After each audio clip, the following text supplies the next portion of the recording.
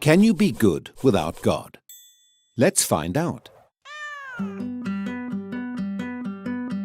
Absolutely astounding. There you have it. Undeniable proof that you can be good without believing in God. But wait, the question isn't, can you be good without believing in God? The question is, can you be good without God? See, here's the problem. If there is no God, what basis remains for objective good or bad, right or wrong? If God does not exist, objective moral values do not exist. And here's why. Without some objective reference point, we have no way of saying that something is really up or down. God's nature provides an objective reference point for moral values. It's the standard against which all actions and decisions are measured. But if there's no God, there's no objective reference point. All we're left with is one person's viewpoint, which is no more valid than anyone else's viewpoint. This kind of morality is subjective, not objective. It's like a preference for strawberry ice cream. The preference is in the subject, not the object. So it doesn't apply to other people. In the same way, subjective morality applies only to the subject. It's not valid or binding for anyone else. So, in a world without God, there can be no evil and no good, nothing but blind, pitiless indifference. God has expressed His moral nature to us as commands. These provide the basis for moral duties.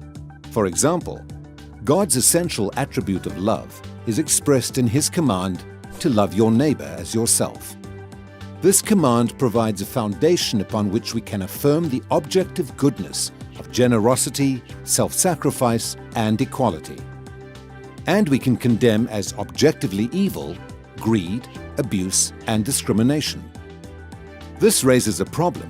Is something good just because God wills it, or does God will something because it is good? The answer is neither one. Rather, God wills something because He is good. God is the standard of moral values, just as a live musical performance is the standard for a high-fidelity recording. Without your love. The more a recording sounds like the original, the better it is. Likewise, the more closely a moral action conforms to God's nature, the better it is. But if atheism is true, there is no ultimate standard. So there can be no moral obligations or duties. Who or what lays such duties upon us? No one. Remember, for the atheist, humans are just accidents of nature, highly evolved animals. But animals have no moral obligations to one another. When a cat kills a mouse, it hasn't done anything morally wrong. The cat's just being a cat. If God doesn't exist, we should view human behavior in the same way. No action should be considered morally right or wrong.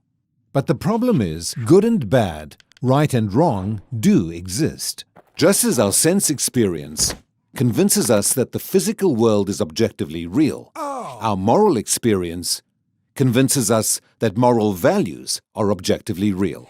Every time you say, "Hey, that's not fair, that's wrong, that's an injustice," you affirm your belief in the existence of objective morals. We're well aware that child abuse, racial discrimination, and terrorism are wrong for everybody, always. Is this just a personal preference or opinion? No. The man who says that it is morally acceptable to rape little children is just as mistaken as the man who says 2 + 2 = 5. What all this amounts to, then, is a moral argument for the existence of God. If God does not exist, objective moral values and duties do not exist.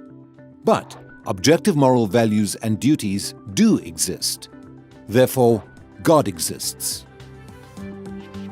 Atheism fails to provide a foundation for the moral reality every one of us experiences every day.